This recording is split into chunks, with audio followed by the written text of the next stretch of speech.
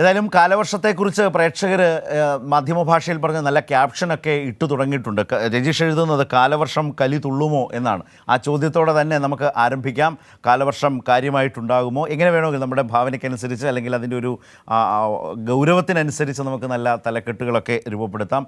അപ്പോൾ നിങ്ങളുടെയൊക്കെ പ്രദേശങ്ങളിൽ മഴയുടെ ഒരു അന്തരീക്ഷം എങ്ങനെയുണ്ട്? മഴ പെയ്യുന്നുണ്ടോ അതോ മൂടിക്കെട്ടിയ അന്തരീക്ഷമാണോ? ഇന്നലെ രാത്രി മഴയുണ്ട്. ഇതൊക്കെ പരസ്പരം അങ്ങോട്ടും ഇങ്ങോട്ടും അറിയാനൊക്കെ പറ്റുന്ന സാഹചര്യമാണ്. നമ്മുടെ സുഹൃത്തുക്കളൊക്കെ വിവിധ ജില്ലകളിൽ നിന്ന് രാവിലെ സജീവമായി കാലാവസ്ഥ വിവരങ്ങളുമായി എത്തുന്നുണ്ട്. കാലവർഷം ഇന്ന് എത്തിയേക്കും എന്നുള്ളതാണിപ്പോൾ മഴ തുടർച്ചയായി പെയ്യുന്ന നമ്മുടെ നാട്ടിലത്തെ ഇന്നത്തെ വാർത്തയുടെ ഒരു പ്രധാന ഭാഗം. അതാണ് കാലാവസ്ഥാ വകുപ്പിൻ്റെ അത്തരമൊരു മുന്നറിയിപ്പ് വന്നിട്ടുണ്ട്. കാലവർഷം ഇന്ന് എത്തിയേക്കും. ഈ സാഹചര്യത്തിൽ സാധാരണ ജൂൺ ആദ്യം, ചിലപ്പോൾ ജൂൺ ആദ്യ ദിവസങ്ങൾ കഴിയാറുണ്ട്, വൈകാറുണ്ട്, ജൂൺ ആദ്യം തന്നെ വരാറുണ്ട്. ഇത്തവണ കുറച്ച് നേരത്തെയായി തന്നെ വരികയാണ് കാലവർഷം. ഈ സാഹചര്യത്തിൽ സംസ്ഥാനത്ത് ഇന്നും കനത്ത മഴ തുടരും എന്നുള്ളതാണ്. വയനാട്, കണ്ണൂർ, കാസർഗോഡ് ഒഴികെയുള്ള മറ്റെല്ലാ ജില്ലകളിലും ശക്തമായ മഴ മുന്നറിയിപ്പ് നിൽക്കുകയാണ്. വയനാട്, കണ്ണൂർ, കാസർഗോഡ് ഒഴികെയുള്ള മറ്റെല്ലാ ജില്ലകളിലും ശക്തമായ മഴ മുന്നറിയിപ്പുണ്ട്.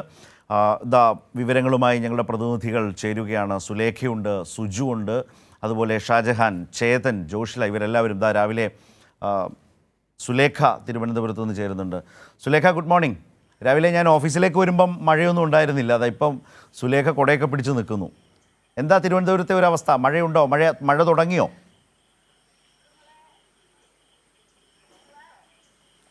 ഗുഡ് മോർണിംഗ് ശരത്ത. എന്തായാലും തിരുവനന്തപുരത്ത് ചെറിയ ചാറ്റൽ മഴയ്ക്ക് തുടക്കമായിട്ടുണ്ട് എന്നുള്ളത് തന്നെയാണ്. കഴിഞ്ഞ ദിവസം വലിയ രീതിയിലുള്ള ഒരു ശക്തമായ മഴ തന്നെയാണ് തിരുവനന്തപുരം ജില്ലയിൽ, തിരുവനന്തപുരം നഗരത്തിലായാലും മറ്റു ഉൾപ്രദേശങ്ങളിലായാലും വലിയ രീതിയിൽ ശക്തമായ മഴ തന്നെ, അതിശക്തമായ മഴ തന്നെയാണ് ലഭിച്ചിട്ടുണ്ടായിരുന്നത് എന്നതാണ്.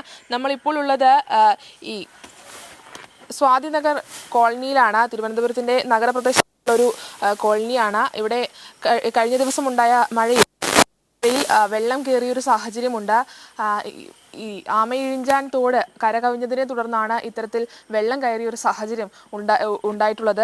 ഈ വൈകിട്ടോടെ തന്നെ നഗരസഭ അധികൃതർ എത്തി, മേയർ അടക്കമുള്ളവർ എത്തി ഈ കുടുംബങ്ങളെ കുന്നുകുഴി LP സ്കൂളിലേക്ക് മാറ്റുന്ന ഒരു സാഹചര്യം ഉണ്ടായി. അതിനുശേഷം ഇന്നലെ രാത്രി മഴ ഉണ്ടായിരുന്നില്ല തിരുവനന്തപുരം നഗരത്തിൽ. ഇന്നലെ രാത്രിയോടെയാണ് മഴയ്ക്ക് ശമനം ഉണ്ടായത്. ആ സാഹചര്യത്തിൽ ഇന്ന് വെള്ളം അല്പമെങ്കിലും ഇറങ്ങിയിട്ടുണ്ട്. അതുകൊണ്ട് തന്നെ ഇറങ്ങിയ സ്ഥലങ്ങളിലെ വീടുകളിൽ ആളുകൾ എത്തി ഈ വീടുകൾ വൃത്തിയാക്കുന്ന ഒരു സാഹചര്യം ഇന്നുണ്ട്. എന്തായാലും ഇത്തരത്തിൽ വിവിധ ഇടങ്ങളിൽ ഇത്തരത്തിൽ തോടുകളോട് സമീപത്തുള്ള വീടുകളിലൊക്കെ തന്നെയും വെള്ളം കയറുന്ന ഒരു സാഹചര്യം തിരുവനന്തപുരത്ത് ഉണ്ടായിട്ടുണ്ട് എന്നുള്ളത് തന്നെയാണ്. അതായത് ചെറിയ സമയത്ത് തന്നെ വലിയ രീതിയിലുള്ള മഴ, അതാണ് ഇത്തരത്തിൽ വലിയ വെള്ളക്കെട്ടുകളും ഒപ്പം വീടുകളിൽ വെള്ളം കയറുന്ന ഒരു സാഹചര്യവും ഉണ്ടാക്കിയിട്ടുള്ളത് എന്നുള്ളത് തന്നെയാണ്. എന്തായാലും ഇന്ന് സംസ്ഥാനത്തിൻ്റെ കാര്യം, മൊത്തത്തിലുള്ളൊരു കാര്യം നോക്കുന്ന സമയത്ത് നേരത്തെ ശരത്ത് സൂചിപ്പിച്ചതുപോലെ തന്നെ വയനാട്, കണ്ണൂർ, കാസർഗോഡ് ഒഴികെയുള്ള മറ്റെല്ലാ ജില്ലകളിലും ഇന്ന് ശക്തമായ മഴ മുന്നറിയിപ്പ് ആയ യെല്ലോ അലേർട്ട് നിലനിൽക്കുന്നുണ്ട് എന്നുള്ളത് തന്നെയാണ്. ഇത് വരും മണിക്കൂറുകളിൽ ഇതിൻ്റെ അവസ്ഥ എന്താകുമെന്ന് നമുക്ക് പറയാൻ കഴിയില്ല. കാരണം മഴ തുടരുന്നൊരു സാഹചര്യത്തിൽ കേന്ദ്ര കാലാവസ്ഥാ വകുപ്പ് ഈ യെല്ലോ അലേർട്ടുകൾ മാറ്റി ഓറഞ്ചോ അല്ലെങ്കിൽ തീവ്രതയ്ക്കനുസരിച്ച് അലേർട്ടുകൾ മാറ്റുന്ന ഒരു സാഹചര്യം ഉണ്ടാകും എന്നുള്ളത് തന്നെയാണ്. അതിനൊപ്പം തന്നെ ഇത്തരത്തിൽ ഈ വെള്ളക്കെട്ടുകൾ രൂപപ്പെടുന്ന ഒരു സാഹചര്യം ഈ തിരുവനന്തപുരത്തിൻ്റെ നഗരപ്രദേശങ്ങളിലടക്കം വെള്ളക്കെട്ടുകൾ രൂപപ്പെടുന്ന ഒരു സാഹചര്യം ഉണ്ടായിട്ടുണ്ട്. റോഡുകളിൽ വെള്ളം നിറയുന്ന ഒരു സാഹചര്യം, ഒപ്പം ഇതുപോലെ വീടുകളിൽ, തോടിനോട് സമീപത്തുള്ള വീടുകളിൽ വെള്ളം നിറയുന്ന ഒരു സാഹചര്യം ഒക്കെ തന്നെയും ഉണ്ടായിട്ടുണ്ട് എന്നുള്ളത് തന്നെയാണ്. എന്നിരുന്നാലും ഇന്ന് നിലവിൽ വലിയ രീതിയിലുള്ള വെള്ളക്കെട്ടുകൾ തിരുവനന്തപുരം നഗരത്തിൻ്റെ ഈ റോഡുകളിലൊന്നുമില്ല. കാരണം ഇന്നലെ രാത്രി തന്നെ അവസാനിച്ച മഴ അത് ഈ വെള്ളക്കെട്ടുകൾ ഒഴുകിപ്പോകാനുള്ളൊരു കാരണമായിട്ടുണ്ട് എന്നുള്ളത് തന്നെയാണ്.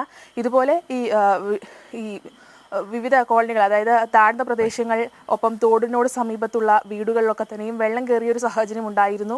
അതും ഇത്തരത്തിൽ ഇറങ്ങിപ്പോകുന്നൊരു സാഹചര്യമുണ്ട്. ഇനി ഇത് ഇറങ്ങിപ്പോയതിന് ശേഷം ഈ വീടുകൾ വൃത്തിയാക്കാൻ ഉള്ളൊരു സാഹചര്യമാണ്. അത് ഈ ദുരിതാശ്വാസ ക്യാമ്പുകളിൽ കഴിയുന്നവർ അവരവരുടെ വീടുകളിലേക്ക് എത്തി എത്രത്തോളം വെള്ളം വീടുകളിൽ കയറിയിട്ടുണ്ട് അത് വൃത്തിയാക്കുന്ന ഒരു സാഹചര്യമാണ് ഇനി ഉള്ളത്. അത്തരത്തിലുള്ളൊരു കാഴ്ചകളാണ് ഇനി നമുക്ക് കാണാനുള്ളത്. എന്തായാലും തിരുവനന്തപുരത്ത് നിന്ന് യെല്ലോ അലേർട്ടാണ്. അത്തരത്തിൽ ശക്തമായൊരു മഴ ഉണ്ടാകുമെന്നുള്ളൊരു പ്രവചനമാണ് കേന്ദ്ര കാലാവസ്ഥാ വകുപ്പ് നൽകുന്നത്.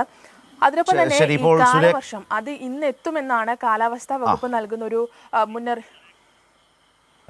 ഇന്നെത്തും അല്ലേ? അങ്ങനെയാണ് നമ്മൾ വാർത്തയിലും തുടക്കത്തിൽ അങ്ങനെയാണ് സൂചിപ്പിച്ചത് സുലേഖ.